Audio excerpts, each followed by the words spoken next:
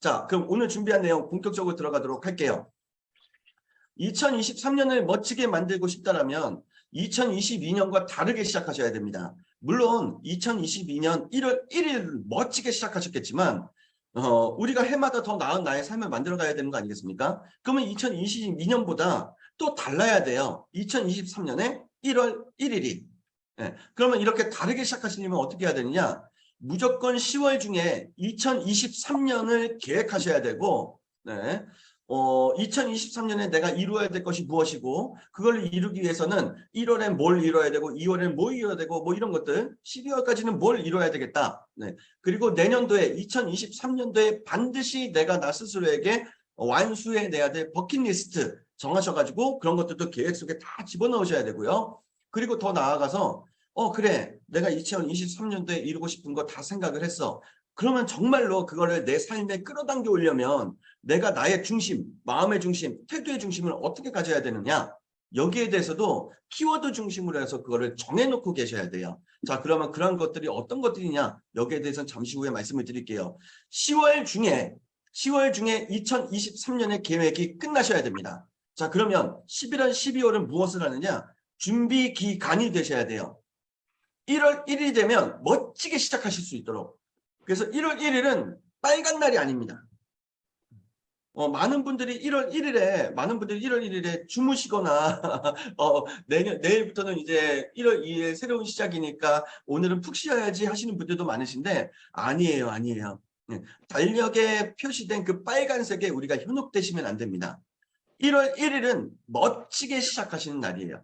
자, 예시를 하나 드려볼게요. 모든 기업들이 다음 연도의 비전과 목표라든지 계획 등을 전략이라든지 이러한 것들을 언제까지 다 수립해 놓고 있을까요?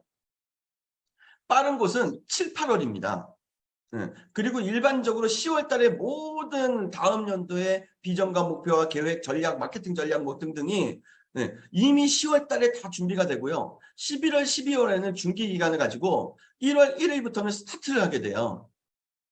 물론 보여지는 외면적인 부분에서는 1월 1일 빨간 날이기 때문에 직원들이 휴무 날로 이제 휴무를 하게 되고 쉬는 날이구나라고 생각하실지 모르겠지만 안에서 보면 1월 1일에 그 기업의 핵심 간부들이라든지 인재들은 뛰고 있다라는 거예요.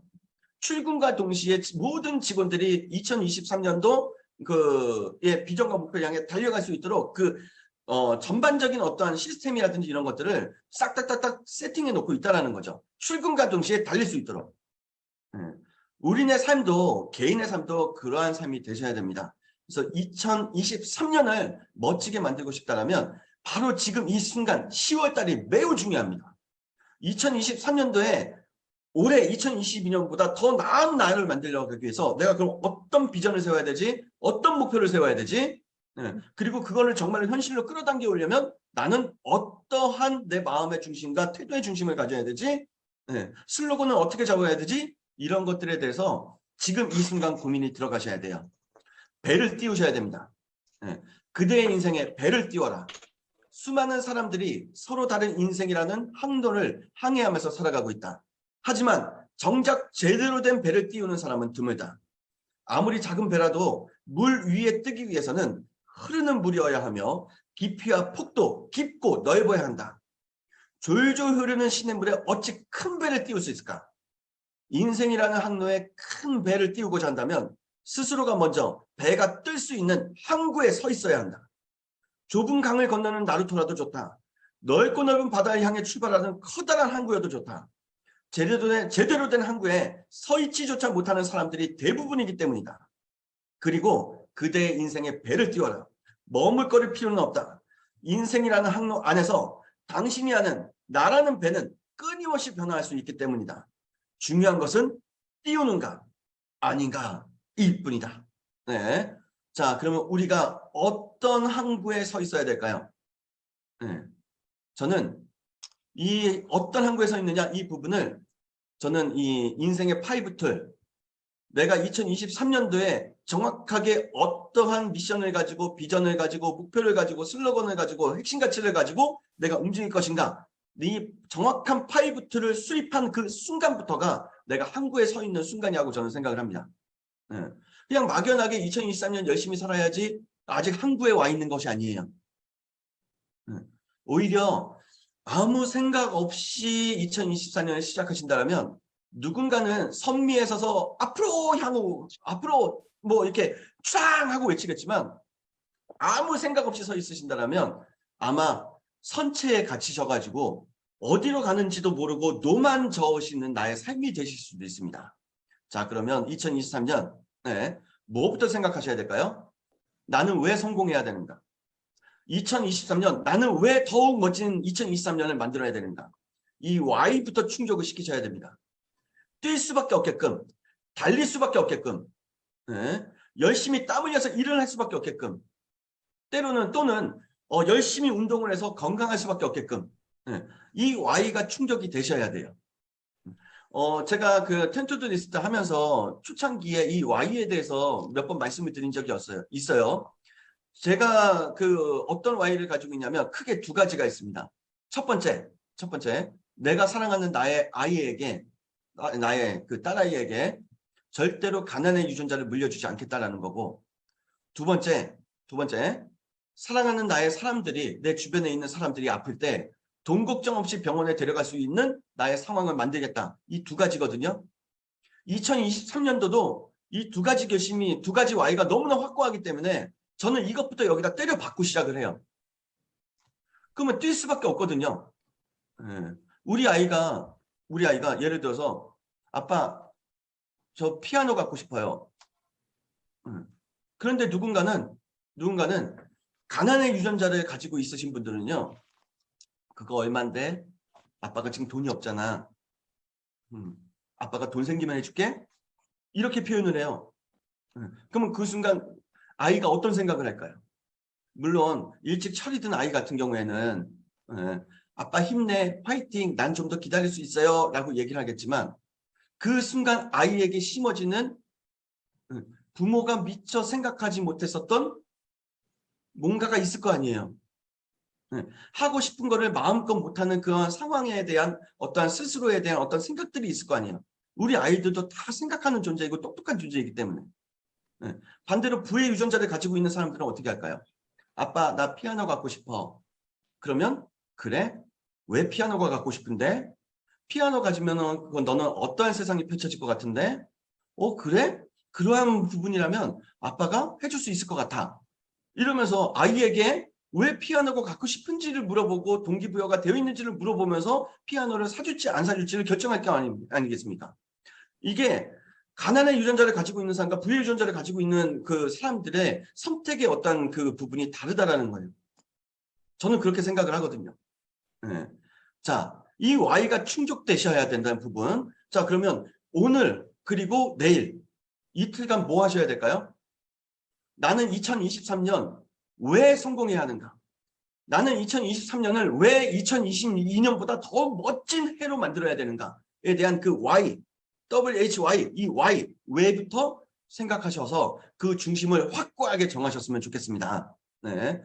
2023년도를 멋지게 사시려면, 더욱 성공적인 삶을 사시려면 이 Y가 먼저 충족되어야 된다.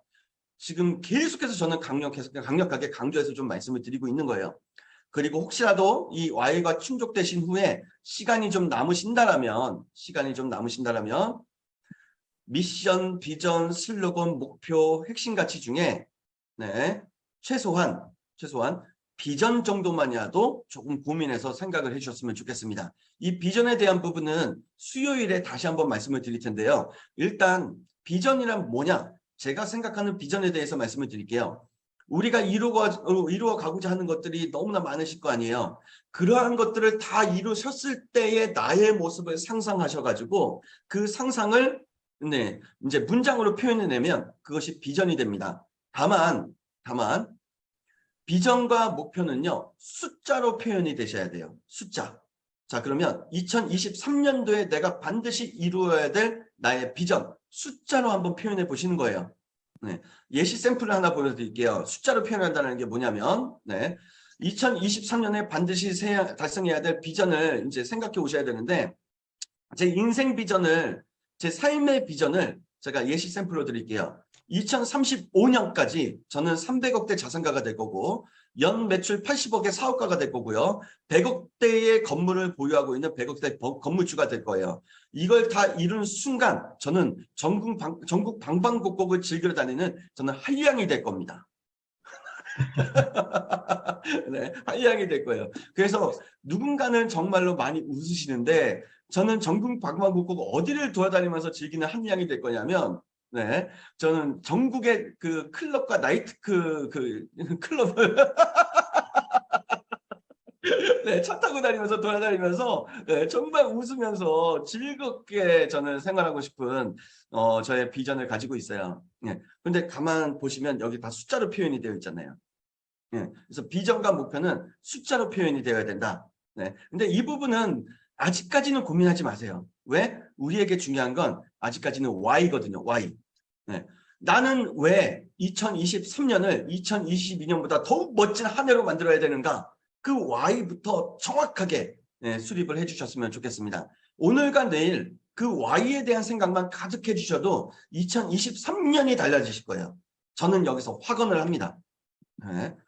마법의 주문을 외쳐주세요. 오래전 미국의 한 초등학교에서 학생들을 대상으로 흥미로운 심리 실험을 한 적이 있어요. 파란 눈을 가진 사람이 갈색 눈을 가진 사람보다 더 뛰어나다. 선생님의 말을 들은 학생들 중 이 파란 눈을 가진 학생들의 성적은 향상되었고 갈색 눈을 가진 학생들은 성적이 저하됩니다. 그러고 나서 일주일의 시간이 지난 후에 선생님이 착각을 했구나.